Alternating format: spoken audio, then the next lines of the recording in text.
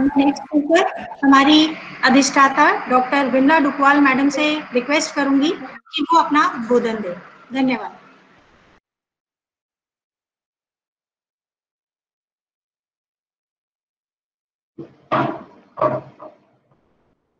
Am I audible? क्या आप मुझे सुन पा रहे हैं? जी मैम, सुन पा रहे हैं मैम। जी आप सभी को नमस्ते। और जैसा कि आप सबको विदित है कि ये होम साइंस जो हमारा महाविद्यालय उसके द्वारा वेब सीरीज प्रेजेंट करी जाएगी, उसका ये हमारा पहला प्रयास किया जा रहा है। इस पहले प्रयास में हमने एक सामान्य जानकारी हेतु एक वार्ता रखी है, जिसमें कि हमारे जो किसान भाई हैं उनको हम कैसे फायदा पहुंचा सकते हैं उस बारे में हम बात करना चाह रहे हैं। तो सबसे पहले तो मैं ये बात करना चाहूंगी क्योंकि कोरोना की जो महामारी चली है, उससे जो सरकार, चाहे केंद्र सरकार है या राज्य सरकार है, उनके द्वारा जो भी मेजर्स लिए गए हैं या जो भी ट्रीटमेंट या जो भी उन्होंने एक्शन प्लान किया था, उसके कारण बहुत सारे जो किसान हैं या हमारे जितने भी व्यवसाय हैं, वो बहुत ज्यादा नुकसान हुआ है। तो अब इन बातों को देखते हुए कि हम कैसे काम करें कि हमारे जो फसल कटाई पश्चात जो भी फल हैं, सब्जियां हैं, अनाज है, उनका हम अधिक से अधिक कैसे सदुपयोग कर सकें और एक आत्मनिर्भर जो भारत बनने की बात की जा रही है। जैसा कि हमारे जो प्रधानमंत्री जी हैं, उन्होंने भी कहा है कि हमें आत्मनिर्भर भारत बनाना है। और आत्मनिर्भर भारत तभी बनता है जब हम गांवों को सुदृढ़ करते हैं और गांवों में जो प्रगतिशील किसान हैं या जो किसान अपने स्ट्रगल कर रहे हैं, उनके लिए हम अपनी क्या क्या तकलीफ दे सकते हैं, उस पर हम बात करना चाहते हैं। तो मैं सबसे पहले ये बताना चाहूंगी कि फसल कटाई पश्चात हमारे नुकसान ऐसे क्या क्या चीजें होती हैं जिसके कारण नुकसान हो जाता है। एक तो हमारा जो क्लाइमेटिक रीजन है या मौसम हैं, वो मौसम बहुत वेरिड होता है। उस पर किसान को हम कभी जो भी फसल वो उगा रहा है, अचानक बरसात हो जाती है, कभी टेम्परेचर बढ़ जाता है। तो एग्रो क्लाइमेटिक जोन है बहुत ज्यादा डाइवर्सिटी वाला है, तो उसमें किसान को समझ नहीं पाता है कि मुझे अब क्या करना है। दूसरी बात, जो भी वो कमोडिटीज लगा रहा है, जो भी उनका प्रोडक्शन नेचर का है, इसी तरह से उनके पास अगर प्रॉपर जो पोस्ट हार्वेस्ट हैंडलिंग होती है, यानी कटाई पश्चात जो भी हमारे पास सामान आया है उसको हमें कैसे काम में लेना है, इसके लिए उनके पास प्रॉपर नॉलेज नहीं होती है, प्रॉपर सुविधा नहीं होती है, या फिर वो किसी भी तरह से उसका संग्रहण नहीं कर पा रहे हैं। जैसे हम बात करें कोल्ड स्टोरेज की जो होती है वो नहीं कर पाते हैं, या वेयर हाउसेज नहीं होते हैं। कुछ पॉलिसीज गवर्नमेंट फ्लोट करती है, लेकिन वो गवर्नमेंट की पॉलिसीज को हम प्रॉपर तरह से इम्प्लीमेंट अगर नहीं कर पा रहे हैं तो भी वो एक बहुत बड़ा कारण बन जाते हैं हमारे पोस्ट हार्वेस्ट लॉसेस के लिए। तो इन्हीं सब चीजों से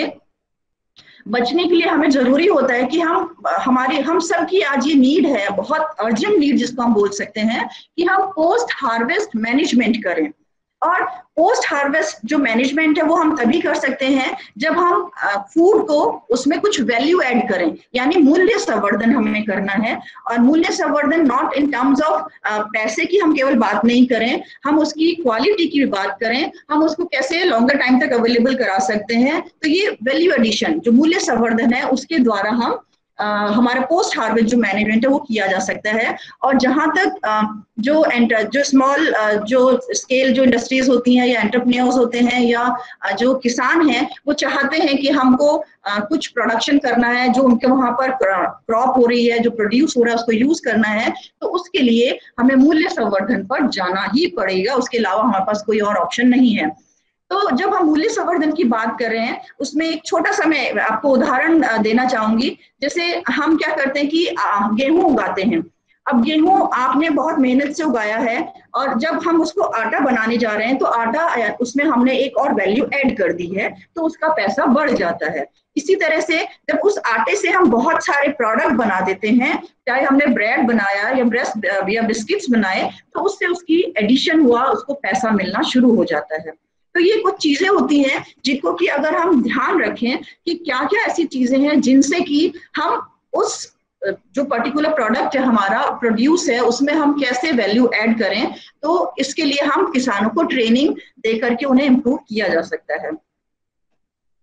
जब हम वैल्यू एडिशन की बात करते हैं, वैल्यू एडिशन का मतलब यही होता है कि जब किसान ने फसल को काट लिया है और उसको जब उपभोक्ता तक हम लेकर के जा रहे हैं, उस बीच में हमने उसका जो यूटिलाइजेशन या उसका उपयोग उसको बढ़ाया है, उसी को हम वैल्यू एडिशन कहते हैं। जब वैल्यू एडिशन की हम बात कर रहे हैं, उसमें बहुत सारे पैरामीटर्स होते हैं जिनको कि हम सबको ध्यान रखने की जरूरत होती है।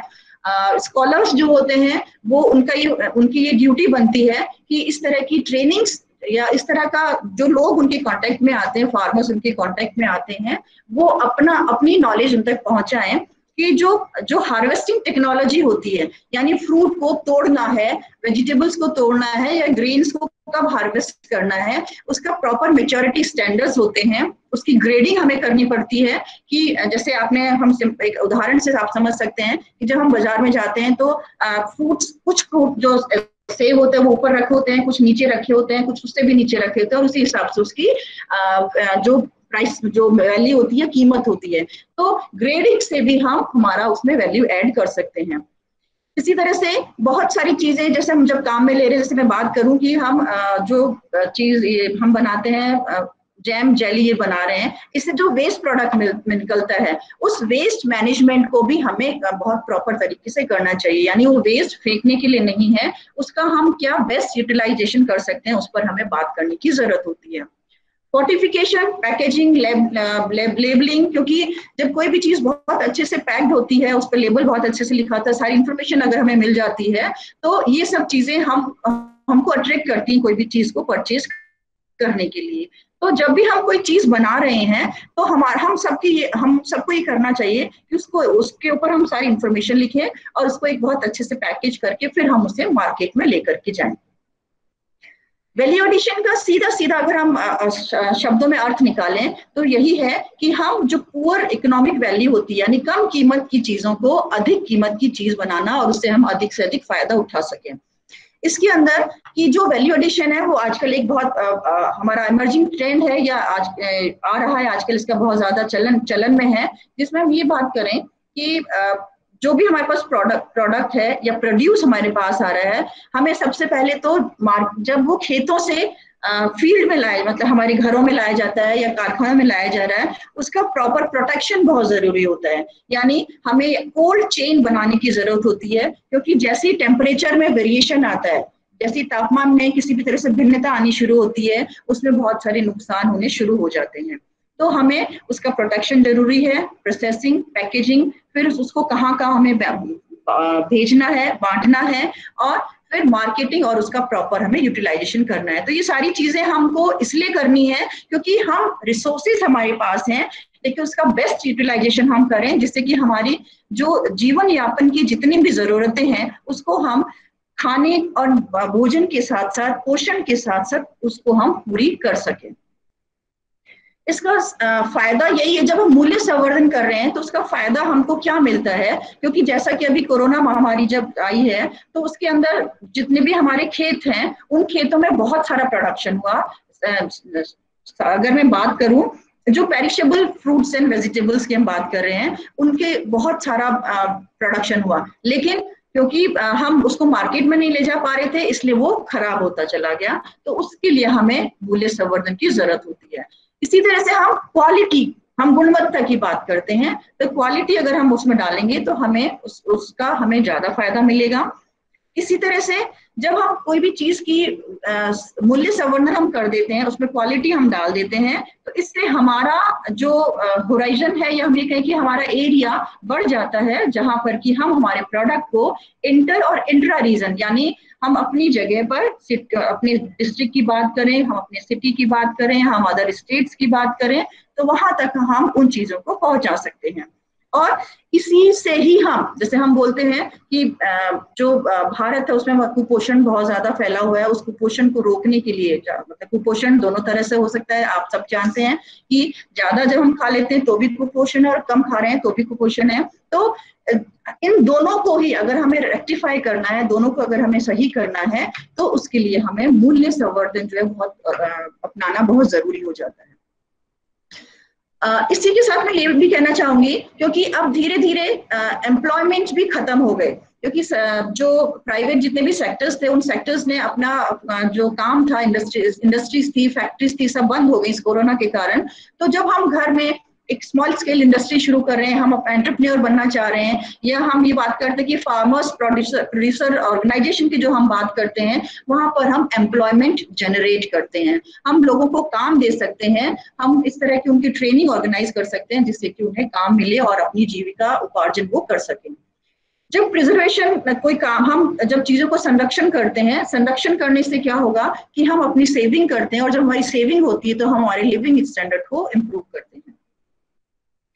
जितने भी तरह के जो फूड्स होते हैं, जितना एग्रीकल्चर वेंचर की मैं बात कर रही हूँ, उसको और अधिक उपयोगी बनाना है अगर हमें, तो मूल्य संवर्धन बहुत ज्यादा उपयोगी होते हैं। और इससे न केवल जो उन चीजों को उगा रहा है, मतलब न केवल किसान को फायदा होता है, बल्कि किसान से जितने भी लोग जुड़े हुए रहते हैं, जैसे प्रोसेसर्स की मैं बात कर रही हूँ, उनको भी प्रॉफिट होता है। पर इसके लिए हमको कुछ बेसिक रिक्वायरमेंट की जरूरत होती है। उन बेसिक रिक्वायरमेंट में जैसे हम जब बात करें कि पोस्ट हार्वेस्ट वैल्यू एडिशन हमको करना है, पोस्ट हार्वेस्ट लॉसेस को रोकना है, तो हमारे पास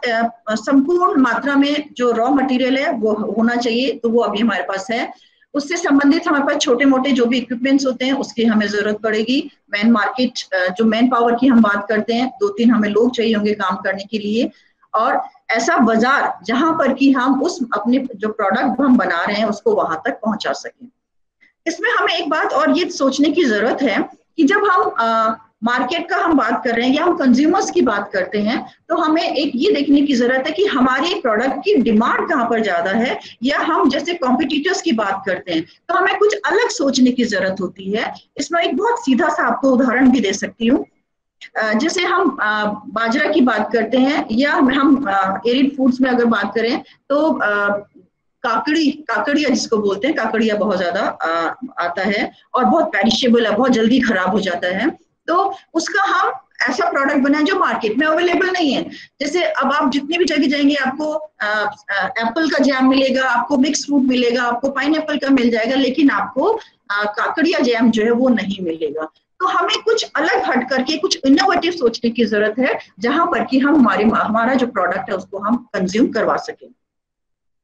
इसके साथ साथ हमें प्रेफरेंसेस भी लेने की जरूरत है कि यानी कहाँ पे किस तरह के कंज्यूमर्स हैं या किस तरह के उपभोक्ता हैं जिनको उनकी हमें जानकारी होनी जरूरी है। अगर उनका सोच ये है कि हमको देसी खाना खाना है, हमको देसी जो भी हमारे फसलें होती है उनसे बना ही खाना खाना है, या जैविक हमें उत्पाद चाहिए, तो हमें उन चीजों की भी पूरी जानकारी होनी बहुत जरूरी होती है।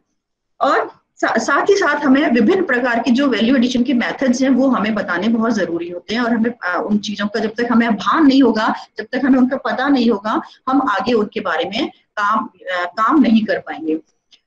इसी के साथ साथ हम जब कोई भी काम शुरू करते हैं तो हमें एक सोच जो होती है वो बहुत जरूरी होती है। हम रिस्क लेकर के चलें, और जहाँ रिस्क होता है वहां पे आपके पास आइडियाज आते हैं, आप क्रिएटिव होते हैं, इमेजिनेशन आपकी बढ़ती जाती है, और जब इमेजिनेशन इंप्रूव होती है तो हम एक्सेल करते हैं, हमें उसमें सफलता मिलती है। तो सभी किसान भाइयों से, जो स्कॉलर्स हैं या जो न्यूली एंटरप्रेन्योर्स हैं, उन सभी से मेरा यही निवेदन है कि वो ऐसी चीजों को ढूंढें या ऐसा फील्ड सोचने की कोशिश करें जहां पर कि वो अपनी जो एफिशिएंसी है उसको एब्जॉर्ब कर सकते हैं, और उसके बाद उससे उनको फायदा या प्रॉफिट जो है वो उनको मिल सकता है। जब हम वैल्यू एडिशन की बात कर रहे हैं, मूल्य संवर्धन की बात कर रहे हैं, तो हमें समय, जगह और जो भी हमारी कन्वीनियंस फूड की है उसके बारे में पूरी हमें जानकारी होनी चाहिए। जो प्रोडक्ट हम किसी के लिए बना रहे हैं, जैसे मान लीजिए मैं बात करती हूँ, एक छोटा सा एग्जांपल आपको देती हूँ कि बॉर्नवीटा का नाम सबने सुना है आपने। पहले बॉर्नवीटा में कुछ भी एक साधारण बॉर्नवीटा आता था, लेकिन अब धीरे धीरे जब उस पर स्टडी करी गई तो उसमें न्यूट्रिशनल वैल्यू ऐड करना शुरू करा। पहले बच्चों के लिए जो भी चीजें जरूरी होती थी, जैसे अमीनो एसिड्स जरूरी होते थे, एसेंशियल अमीनो एसिड्स, वो डाले गए। फिर उनको ये लगा कि नहीं, महिलाएं जो है वो भी बहुत जरूरी है, उनका स्वास्थ्य रखना भी बहुत जरूरी है, तो महिलाओं के लिए अलग से बॉर्नवीटा निकाला गया। वो ये किस लिए, क्योंकि एक इमेजिनेशन, हमको हमारा प्रोडक्ट मार्केट में कैसे मैक्सिमम लेवल पे ले जाकर के उसको लोग परचेज कर सकें, वो इनपुट, वो क्वालिटी, वो न्यूट्रिशन हमें उसमें डालने बहुत जरूरी होते हैं, तभी हमें उसका इकोनॉमिक फायदा होगा। अगर हम एक जैसे प्रोडक्ट मार्केट में लेकर के जाते हैं जिसमें किसी भी तरह का कोई परिवर्तन नहीं है, जो पहले से चले आ रहे हैं, धीरे धीरे उनकी तरफ जो एक अट्रैक्शन होता है, जो लोगों का जो इंटरेस्ट है या जो परचेजिंग है, वो धीरे धीरे खत्म हो जाती है। जब हम प्रोसेसिंग की बात करते हैं कि फ्रूट्स और वेजिटेबल हैं या ग्रेन्स जो आते हैं, सीरियल ग्रेन्स की हम बात कर रहे हैं, तो उनकी प्रोसेसिंग हमें कैसे करनी चाहिए, उनके लिए उनमें हम कैसे मूल्य संवर्धन की बात कर सकते हैं, ये थोड़ा सा हमें ध्यान देने की जरूरत है। हम कोई भी चीज जो रॉ मटेरियल हमारे पास है, अगर हम उसको क्लीन कर देते हैं, क्लीन करके मार्केट में लेकर के जाते हैं, तो आपको उसका अलग पैसा मिलता है। मार्केट में जैसे आप बाजरा लेते हैं, बाजरा जिसमें कि बहुत सारा वेस्ट फॉरेन पार्टिकल मटेरियल्स के अंदर है, यानी वेस्ट पार्टिकल्स हैं, कचरा है, अगर वही आपको साफ अगर मिलता है, तो जो भी लोग हैं वो साफ बाजरे को लेना पसंद करते हैं, वनस्पति की, जिसमें कि बहुत सारी सफाई करनी पड़ती है। इसी तरह से हम चीजों को जब मार्केट में लेकर के जा रहे हैं, तो उनको अलग अलग हमें सॉर्टिंग और ग्रेडिंग करनी पड़ेगी। वो इसलिए कि जैसे आप जब मार्केट में जा रहे हैं, आपको कुछ चीजें अगर सही मिल जाती है जिसमें ढूंढने की जरूरत नहीं हो रही है आपको, तो आप उसके लिए पैसा ज्यादा देना भी पसंद करते हैं। लेकिन अगर उस ढेर में से आपको कुछ चीजें सेलेक्ट करनी पड़े, चूज करनी पड़े, तो आपका समय, वक्त लगता है, और जब वक्त लगता है तो इंसान को लगता है कि मैं इतने पैसे नहीं दूंगा। सॉर्टिंग और ग्रेडिंग का एक बहुत सीधा सा मैं उदाहरण और ये भी देना चाहूंगी कि जैसे अभी सांगरी का मौसम है, सांगरी बहुत अच्छी सांगरी आई है, तो हम उसका हार्वेस्टिंग करें, क्योंकि उसका पीरियड बहुत छोटा होता है। हार्वेस्टिंग करने के बाद आप उसको सॉर्टिंग करें, क्योंकि उसमें बहुत सारी मैच्योर भी आती हैं, इमेच्योर पॉड्स भी होती हैं, उन सबको अलग अलग कर लें, उनकी ग्रेडिंग कर दें, और फिर उस हिसाब से उसकी पैकेजिंग कर दें। जब आप पैकेजिंग कर देते हैं, किसी भी, अगर आप थैली में बांध रहे हैं, किसी पैकेट में रख रहे हैं, उसमें अलग वैल्यू ऐड हो जाती है। हम बात करें ड्राइंग और डिहाइड्रेशन की, यानी जो चीजें हमारे पास उपलब्ध हैं उसको सुखा करके हम उसका बल्क जो है वो कम कर देते हैं, और उसकी कॉस्ट को हम बढ़ा देते हैं। इसके लिए मैं एक उदाहरण देना चाहूंगी कि हम काचरी जो है वो अभी काचरी बहुत अब सीजन शुरू हो गया काचरी का, तो काचरी का पाउडर बना करके हम उसको सॉरिंग एजेंट की तरह काम में ले सकते हैं। जैसे हम अमचूर आम को सुखा करके, आम जो कैरी होती है कच्चा आम, उसको सुखा करके उसका चूर्ण बनाते हैं, तो उससे अगर हमें कंपटीशन करना है, उसको अगर हमें कॉम्पीट करना है, तो हम हमारा काचरी का चूर्ण बना करके मार्केट में बेच सकते हैं। तो उसके लिए हमको थोड़ी सी इनिशियल कुछ स्टेप्स होते हैं जो हमें पूरे करने पड़ते हैं। जिन भी चीजों को आप ड्राई करना चाहते हैं, या जिन चीजों को आप ये चाहते हैं कि उसके अंदर किसी भी तरह का आगे और डिग्रेडेशन ना हो, उसमें कोई और चेंजेस ना आए, उसकी न्यूट्रिशनल वैल्यू बनी रहे, उसकी क्वालिटी मेंटेन रहे, वो इंटैक्ट रहे, जो फ्रूट्स और वेजिटेबल्स हैं, तो हमें उसको ब्लांच करना जरूर होता है। ब्लांचिंग यानी आप जो गर्म पानी है उसमें अपने प्रोडक्ट को 2 मिनट के लिए उसमें डिप करें और निकाल करके आप सुखा देंगे, तो उसमें जो सुपरफिशियल, जो उसके सरफेस में माइक्रो ऑर्गेनिजम्स होते हैं, वो भी खत्म हो जाते हैं, और एंजाइम्स जिसके अंदर होते हैं, जैसे हम कहते हैं ना, कोई भी चीज रखी धीरे धीरे राइप होती जाती है और येलो हो जाती है और फिर धीरे सूख जाती है, तो वो इसलिए होती है क्योंकि उसके अंदर एंजाइम्स जो होते हैं वो एक्टिवेट रहते हैं। तो उन एंजाइम्स को इनएक्टिवेट करना होता है, तो हमें ब्लांचिंग की जरूरत पड़ती है। दूध की जैसे बात आती है, पाश्चराइजेशन की बात कर रहे हैं, पाश्चराइजेशन भी एक मेथड है जो कि इंडस्ट्री जो है वो उसको काम में लेती है, जिसके कारण कि उसको हम जितना भी हमारा प्रोडक्ट होता है, लिक्विड्स जो होते हैं उनको हाई हीट टेम्परेचर पे गर्म करते हैं, और उसके कारण उसमें जितने माइक्रो ऑर्गेनिजम्स होते हैं वो खत्म हो जाते हैं, और वो फिर हमारे लिए लंबे समय तक हम उसको रख सकते हैं। मार्केट में क्या चीज अवेलेबल, क्या चीज नहीं है, उस पर हमें सोचने की जरूरत है। जैसे हम बात करते हैं कि हमारा जितना भी प्रोडक्ट है उसको हम पिकलिंग करना, यानी ब्राइन सॉल्यूशन में हम उसको रख सकते हैं, संरक्षण उसका किया जा सकता है, या फिर हम शुगर में उसको संरक्षण कर सकते हैं, सॉल्ट में कर सकते हैं, उसको अचार बनाने की हम बात करते हैं। इसके लिए एक छोटा सा मैं उदाहरण ये देना चाहूंगी कि हम जब अचार की बात कर रहे हैं, बाजार में आप जाएंगे आपको अलग अलग तरह के बाजार जो अचार है वो मिलेंगे, लेकिन अगर हम ग्वारपाठा की बात करते हैं, ग्वारपाठा अपने आप में उसमें हमारे शरीर के लिए बहुत सारे गुण हैं उसके अंदर, तो वो मार्केट में नहीं है। तो हम इस तरह के प्रोडक्ट बनाएं, जैसे ग्वारपाठा में बहुत ज्यादा अभी स्कोप है, बाजरा है उसके अंदर बहुत ज्यादा स्कोप है। मार्केट जो अभी है वो बेसिकली यही है कि जो चीज जो अभी तक अंडर यूटिलाइज रहा या जिसको कम से कम प्रयोग में लाया गया उसको मार्केट में लेकर के जाएंगे तो हमें उससे ज्यादा बेनिफिट रहेगा। कोल्ड स्टोरेज एक हम सबका ये थोड़ा सा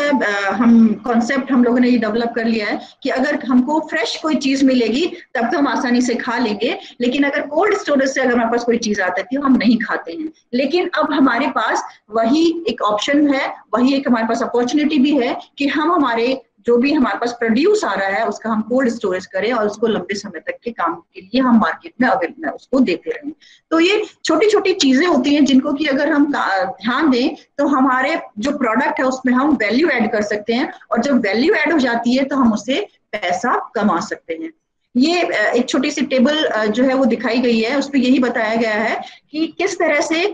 एक एक स्टेप अगर हम आगे बढ़ते जाते हैं तो एडिशनल कितनी इनकम उसमें ऐड होती जाती है। जैसे फ्रूट्स एंड वेजिटेबल की मैं बात कर रही हूँ, उसमें अगर हम उसकी सफाई कर देते हैं, ग्रेडिंग कर देते हैं या उसकी छटाई कर देते हैं तो उसमें हम 25% तक हमारी इनकम और ऐड कर सकते हैं। अगर हम उसमें से कोई चीज ऐसी जिनको हम सुखा देते हैं, जैसे मैं बात करूं कि अभी टमाटर बहुत आ रहे हैं और टमाटर ऑफ सीजन में जब नहीं होते हैं तो उसमें उनका पैसा भी बहुत देना पड़ता है और कई बार उनकी प्राइस होती है बहुत ज्यादा हो जाती है और हम उसको खरीद भी नहीं पाते हैं। जैसे बीच में प्याज के बारे में भी बात हुई, प्याज के केस में ऐसा ही हुआ था। तो हम इनके पाउडर बनाने के बारे में बात करें, इनके जो फ्लेक्स होते हैं उनकी बात करें, और पाउडर जो है वो आप कभी भी हम उसको बाद में काम में ले सकते हैं। फ्लेक्स जो है वो रिहाइड्रेट हो जाते हैं और रिहाइड्रेट होकर के हम उसको फिर से काम में ले सकते हैं। तो इन चीजों पर हमको थोड़ा सा सोचने की जरूरत है कि हम इन्हें कैसे अपनी जो एडिशनल इनकम है वो हमको कैसे लेनी है। अब मैं जैसे हमने बात कर रही हूँ वीट पे जाते हैं, गेहूं की बात कर रहे हैं। अब गेहूं में बहुत सारा सैचुरेशन आ गया है, गेहूं क्योंकि उसमें पेस्टिसाइड्स भी इतने डले हुए होते हैं और लोग जो है उसके एलर्जी भी बहुत ज्यादा हो रही है। तो अब हमें वीट की जगह दूसरी सीरियल्स पर जाना पड़ेगा जिससे कि हमें उसका फायदा हो। अब इसके लिए जैसे किनोआ में जो है उसमें एलर्जिक जो कंपोनेंट है वो नहीं है, जैसे गेहूं से जो हो जाती है एलर्जी वो नहीं है, तो उसको हम काम में ले सकते हैं। जौ, जई, ज्वार, बाजरा, हम इनसे जो प्रोडक्ट है वो बनाएं। तो इनसे हम जैसे बिस्किट्स बना करके बेचते हैं। अभी आप शुरू में पेरिशेबल जो प्रोडक्ट है, नॉन पेरिशेबल है, उनको बनाएं, फिर धीरे धीरे आप पेरिशेबल पे मूव हो सकते हैं। तो इन चीजों के बारे में हम सोचें। अब दालों की मैं बात करूं, दाल में आपने जैसे जो होल जैसे दाल आती है, पूरी दाल जो होती है उसको अगर हम स्प्लिट कर देते हैं यानी तोड़ देते हैं तो उसका पैसा हमें ज्यादा मिलता है। हर एक्शन पर, हर स्टेप पर हमारा जो एडिशनल इनकम है वो उसमें ऐड होती जाती है। अगर हम फ्रूट्स एंड वेजिटेबल का प्रिजर्व कर देते हैं, जैसे हम टमाटर की प्यूरी बना देते हैं या हम हमारे जो प्याज है उसका अगर हम पेस्ट बना दें और या फिर हम उनका सूप पाउडर बना दें, तो इससे हम प्रिजर्वेशन के बाद जैसे जब क्लीनिंग, ग्रेडिंग, सॉर्टिंग करी तो हमने उसमें 25% तक उसमें एडिशन हमारी कॉस्ट आ गई। ड्राइंग में हमने 30% और उसका फायदा उठा लिया, प्रिजर्वेशन में हमने उसको 15% तक। तो इस तरह से हमारे हर क्वालिटी ऐड करने के साथ साथ, वैल्यू ऐड करने के साथ साथ हमारे पास इनकम जनरेट करने का जो सोर्स है वो बढ़ता जाता है। जो फ्रूट्स और वेजिटेबल्स होते हैं या हमारे पास जो ग्रेन्स हैं उससे हम बहुत तरह की जो है प्रोडक्ट बना सकते हैं। अब मार्केट में आपने देखा होगा कि संतरे का जो जूस है वो मार्केट में मिल जाता है आपको, या फिर जो अनानास है वो पैक्ड जो डिब्बे आते हैं उस सब में मिल रहा है। लेकिन अब हमारे पास हमारा मतीरा जो हम बात कर रहे हैं वो बहुत एम्पल अमाउंट में अवेलेबल है और पेरिशेबल भी है, लेकिन हमने अभी तक उसका जूस मार्केट में लाने की कोशिश नहीं करी है, जबकि उसका आरटीएस आराम से बनाया जा सकता है, उसका स्क्वैश आराम से बनाया जा सकता है। बील हम शेक के रूप में तो काम में लेते हैं, लेकिन बील का स्क्वैश बना करके हम मार्केट में ला सकते हैं। तो क्योंकि मार्केट में जो चीज अवेलेबल नहीं है, अगर हम उनके बारे में बात करेंगे तो हम ज्यादा फायदे की बात कर पाएंगे और ज्यादा हमें उनसे फायदा होगा। जब हम फूड प्रोसेसिंग की बात करते हैं तो कुछ चीजों की हमें बहुत ज्यादा जरूरत हो जाती है कि हमें एक इंफ्रास्ट्रक्चर चाहिए, हमें टेस्टिंग इक्विपमेंट्स भी चाहिए होते हैं, क्योंकि क्वालिटी प्रोडक्ट जब तक मार्केट में नहीं जाएगा हमारे पास कोई नहीं खरीदेगा। इसलिए हमें उसका रजिस्ट्रेशन कराना और उसकी टेस्टिंग करनी बहुत जरूरी होती है। कभी भी जब हमने प्रोडक्ट, देखिए आपने सोच लिया कि मुझे प्रोडक्ट बनाना है, लेकिन अगर आपने उस प्रोडक्ट के लिए सप्लाई चेन नहीं बनाई कि आपको रॉ मटेरियल कहाँ से मिल रहा है, और रॉ मटेरियल के बाद आपने प्रोसेस कर लिया और प्रोसेसिंग करने के बाद उसको मार्केट में हमको कैसे ले जाना है, ये पूरी अगर चेन हम नहीं बनाएंगे तो हमारी प्रोसेसिंग यूनिट खराब हो जाएगी। तो हमें पहले उस प्लान के बारे में, उस योजना के बारे में बहुत अच्छे से सोचना है, उस पर काम करना है, और फिर हमें कोई ना कोई आगे स्टेप उठाना होता है।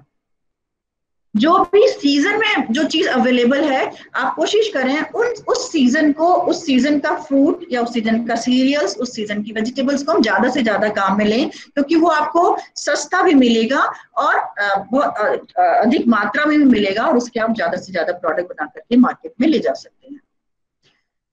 जब हम बना लेते हैं, जब वैल्यू एडिशन हो जाता है, हमारा पोस्ट हार्वेस्टिंग हो जाती है, हमने उस प्रोडक्ट को,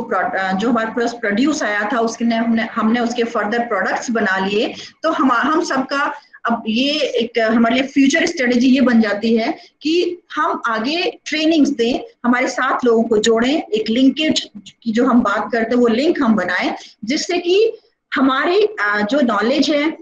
उसका ज्यादा से ज्यादा लोगों को फायदा मिले, और वो उसमें अपने आप को कंफर्ट फील करें, वो उसका प्रोडक्ट बनाएं, मार्केट में सेल करें और उससे पैसा कमाएं। इससे ये फायदा होगा कि जो क्योंकि महिला जो होती हैं, मैं महिलाओं का रिप्रेजेंटेशन करती रहती हूँ, तो जो वीमेन होती हैं उनको ज्यादा से ज्यादा नंबर आगे आने का एक अपॉर्चुनिटी मिलती है कि वो स्मॉल स्केल, जो मतलब घर से भी इस तरह की अगर यूनिट लग जाती है, वो एक ग्रुप बना लेते हैं, तो उस ग्रुप के द्वारा वो इस तरह की प्रोसेसिंग कर करके अपने प्रोडक्ट को मार्केट में बेच सकते हैं। और इनके लिए हमें ये जरूरी है कि हमारे प्रोडक्ट का थोड़ा सा पब्लिसिटी भी होनी चाहिए। तो हम ज्यादा से ज्यादा जो हमारे मीडिया है या हमारे पास नेट फैसिलिटी है, उसको हम अधिक से अधिक प्रयोग करें, क्योंकि अब धीरे धीरे जो ट्रेनिंग्स हैं वो कई बार ऑनलाइन ट्रेनिंग्स भी हम अभी कंडक्ट करेंगे आगे, तो ऑनलाइन ट्रेनिंग्स भी करवाएंगे, जिससे कि आपको कहीं जाने की जरूरत ना हो, आप घर बैठे उन ट्रेनिंग से आप बेनिफिटेड होंगे और अपने नॉलेज को एक प्रोडक्ट में लाएंगे और उस प्रोडक्ट को आप मार्केट में सेल करेंगे। आपका बहुत बहुत धन्यवाद। Thank you very much ma'am, बहुत बहुत धन्यवाद आपका। आपने बहुत अच्छे से किस तरह से कटाई के बाद में चीज़ों को संरक्षण करना, उसका मूल्य संवर्धन करना और प्रोसेसिंग करके हम कैसे मार्केट में ला सकते हैं, इसके बारे में बहुत संक्षेप में बहुत अच्छे से सबको समझाया। उसके लिए आपको बहुत बहुत धन्यवाद मैम।